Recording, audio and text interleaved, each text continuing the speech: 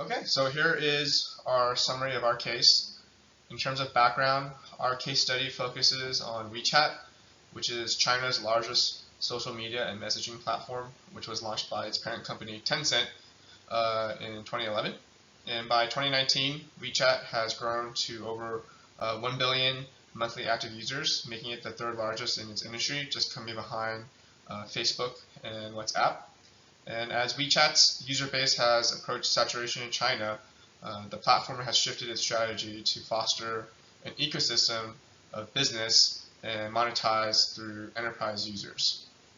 In terms of the summary, those are the bullet points shown below. The first one being it has evolved from a messaging app to an expansive business ecosystem.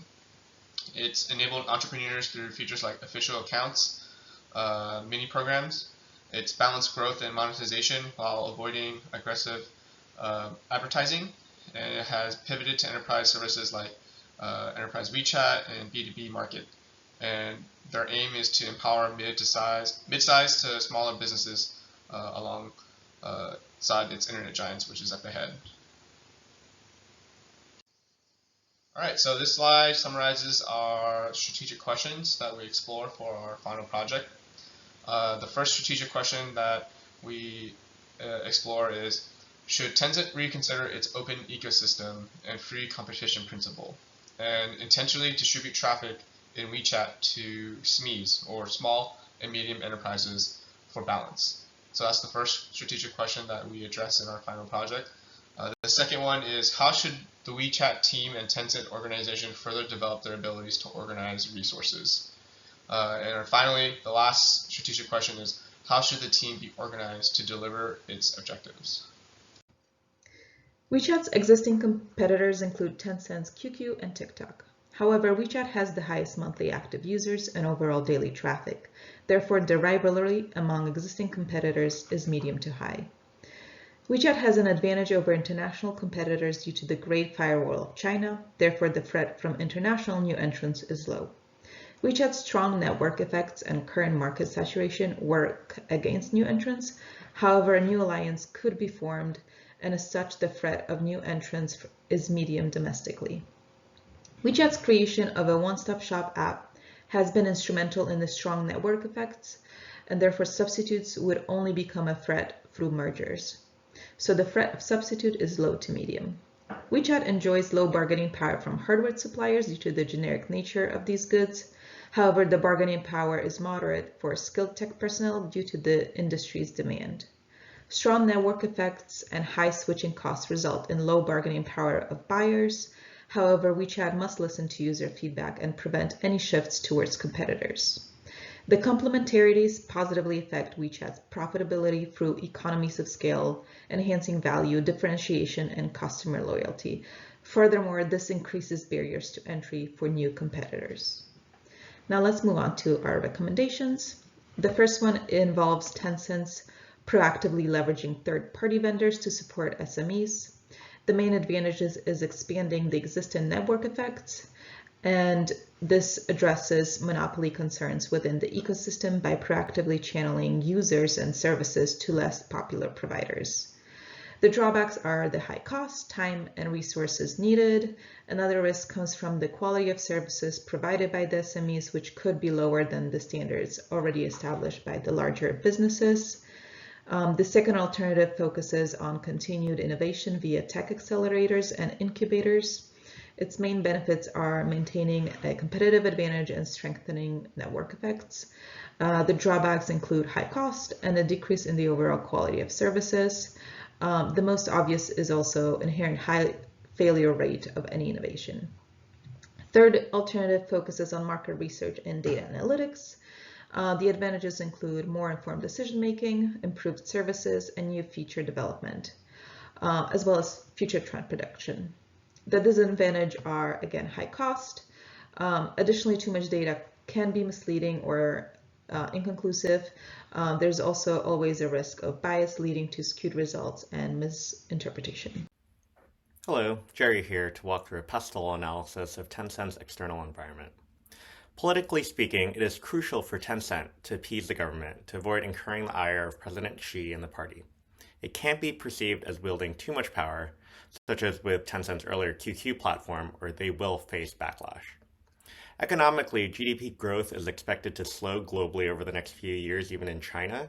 Coupled with challenges in real estate and other markets, there may be an easing of restrictions expected on private tech firms like Tencent to help drive growth. From a social perspective, with China's declining population and WeChat's ubiquity in their lives, there is little organic growth that can be achieved within China. Given the time those users are already on the WeChat platform, Tencent needs to avoid alienating users who may feel the company's heavy hand when it seeks to drive further engagement through leveraging of new technologies such as AI. Tencent needs to be careful of any legal repercussions from its operations.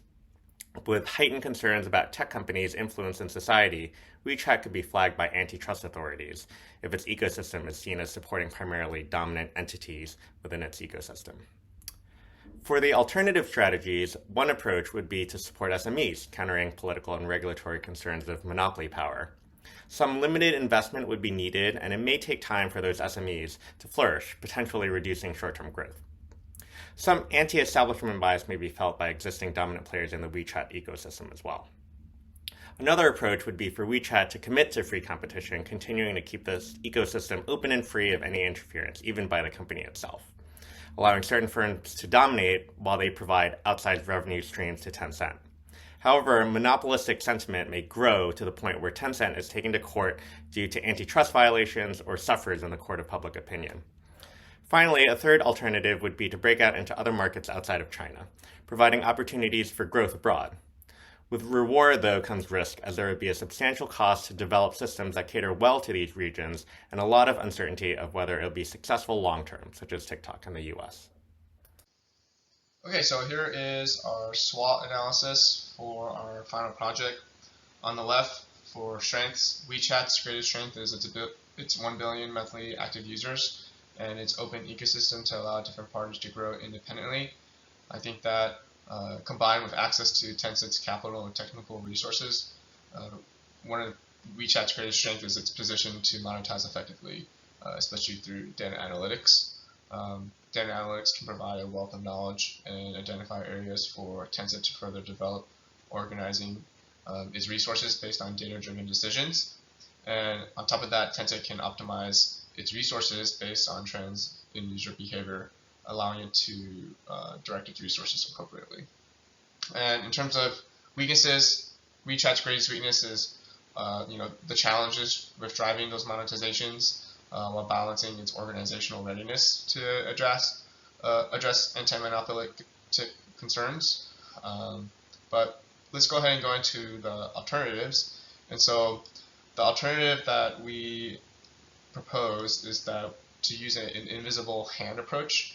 And the reason for this is that because of the pros, which is it empowers the SMEs, it provides organic growth, it allows flexibility in the organizational structure to adopt that agile structure and address any anti-monopolistic concerns. And but in terms of cons, there's potential for slower growth, and it could be resource intensive, especially when there's uncertain outcomes and complexities in implementation.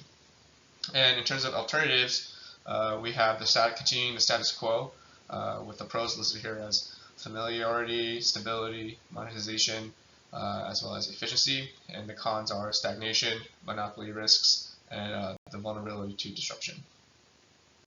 Porter's value chain is a tool for companies to identify activities within their organization that create value for the consumers, resulting in a significant competitive advantage. As described by our textbook by Grant, it's broken down into two types, primary activities and support activities, which can be further delineated into specific areas of oversight. For inbound logistics, the raw materials are the users and businesses within the ecosystem, and also the data that accompanies those users. With over 1.15 billion monthly active accounts in the WeChat platform in 2019 and hundreds of mini programs available, the incoming data sets for WeChat are massive. In operations, it encompasses the payment system WeChat Pay, connecting messaging and friends through businesses through WeChat, and exploring business services on mini programs or deploying media or gaming content out to the platform. Concurrently, the WeChat infrastructure requires constant maintenance and upkeep to keep the platform available to users. Outbound logistics is getting the final product, platforms or mini programs, out into the ecosystem for deployment to the end users. WeChat opted to open its infrastructure to its service providers, and these service providers provide technical expertise to businesses to launch their WeChat mini programs. For marketing and sales, it's largely accomplished through network effects. The 1 billion active users on WeChat Enterprise make it a self-serving marketing model and the platform of choice for businesses and users. Sales revenues are generated through advertising on social media accounts, Moments feed, and in mini-game microtransactions. For service, those objectives are aimed at helping users resolve technical issues regarding how to use WeChat and deploying their programs into the ecosystem, as well as facilitating businesses' desire to deploy ads across the platform. When looking at support activities, firm infrastructure talks about the data centers, servers, data analytical tools for target advertising, the network capabilities for internet traffic, and the cybersecurity protocols. For human resource management, this value chain activities involve staffing, development, and retention of computer system experts like software engineers and IT professionals.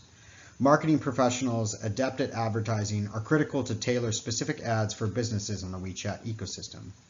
For technology development, the platform encompasses a plethora of businesses, mini programs, and other applications that are integrated into the WeChat ecosystem.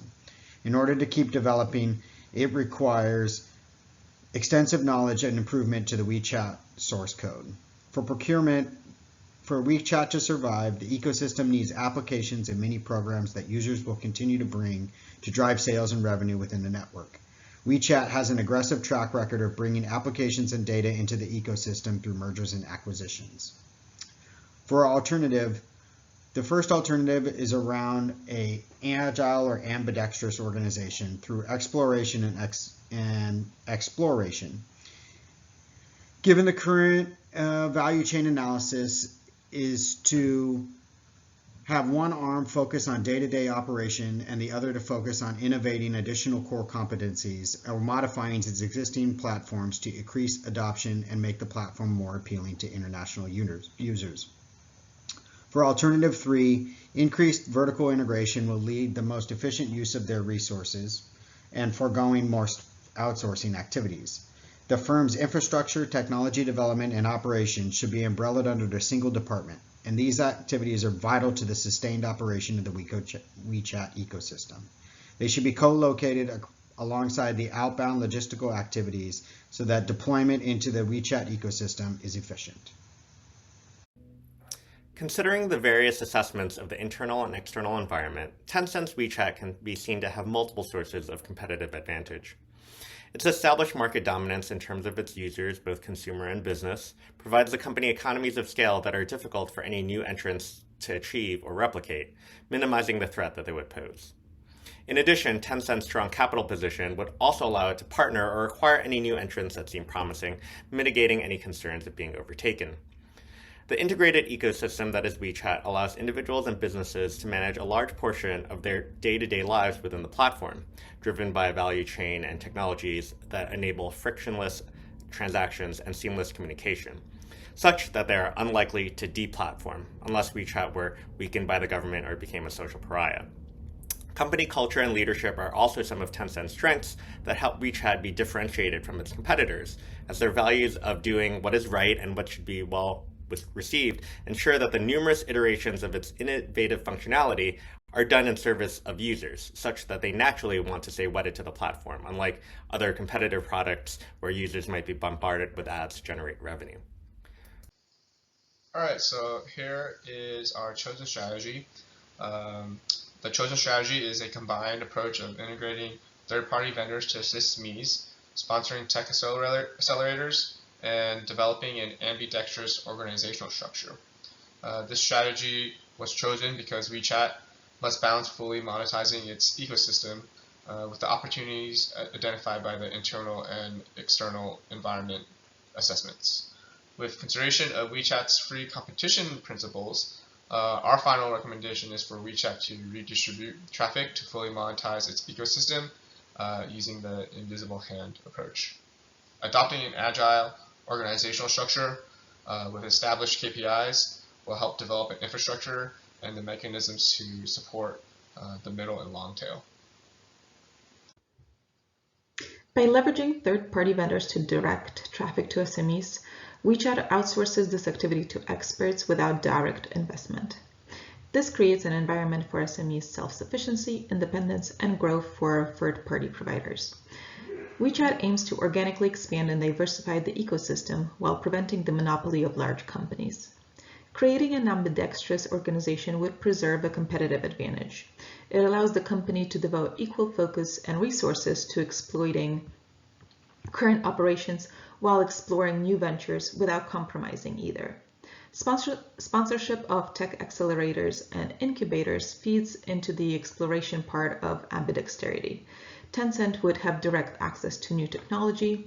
This would directly strengthen WeChat's positioning in the market and its competitive advantage. The overall strategy aligns with WeChat's current market strengths, its network effects, and further amplifies them.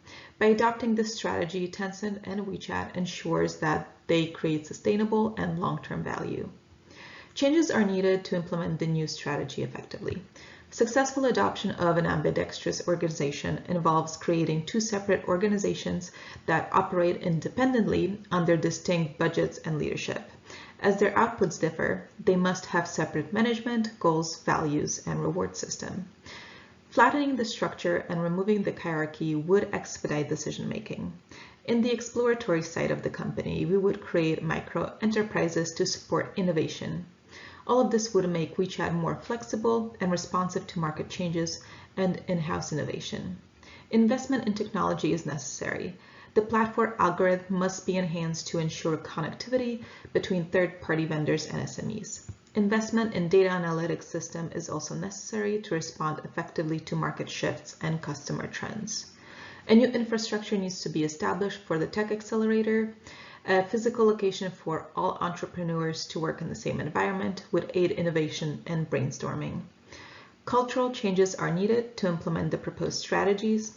Establishing new values and goals that align with the new initiative would be beneficial. Furthermore, creating financial incentives and linking adoption with a reward system would incentivize the workforce. There are several implications with the chosen strategy. On balance, the outcomes anticipated from such implications are expected to put WeChat and Tencent at large in a better position compared to the status quo and other alternatives. One of the primary strategic questions was how to proactively address concerns about its monopolistic perception.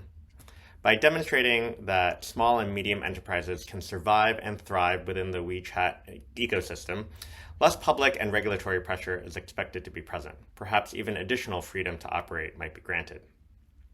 By fostering an environment that encourages technical innovation from our third-party vendor partners, Tencent is better positioned in the long term to identify new growth opportunities. Through innovating how we provide these services to SMEs, we create a path to multiply the number of viable ideas and partners that the company can access. Financially speaking, through a leveraged outsourcing model for supporting SMEs, Tencent does not need to devote as many resources to growing the SMEs directly. Instead, it provides a space for third-party vendors to drive this growth and indirectly benefit Tencent. Existing budgets can be used to exploit current operations, though there may be an upfront cost agreed upon to build out the necessary infrastructure, a dedicated platform for third-party vendors in the cloud, tech support functionality, etc., for the outsourcing model to be successful. Finally, inertia may need to be overcome to implement the organizational changes and adopt the new goals or values to fundamentally change how the company sees itself operating with respect to this new vision.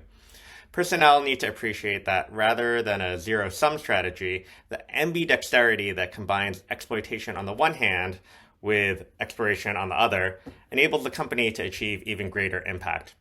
However, it will also be important for the company to endow its employees in a flatter and more agile organization with the authority to decide its own fate, so that it can quickly pivot to changing external forces.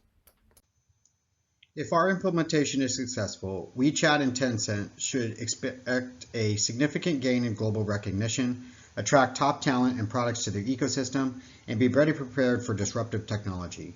By fostering an agile or ambidextrous organization, WeChat recommits to the innovation of its platform and seeks to implement new mini programs and complementary products, supplementing its extensive ecosystem. These new products will ultimately lead to higher revenue as the new influx of international users drives additional advertising and microtransactions across the ecosystem, also creating new financial partnerships. Additionally, creating an agile or ambidextrous arm of the organization should create more equitable access for small and medium-tail enterprises to engage different aspects of the platform. And by balancing exploration and exploitation, WeChat and Tencent embrace an innovative and creative culture, can expand its platform reach outside of China, and enhance the user experience and business engagement.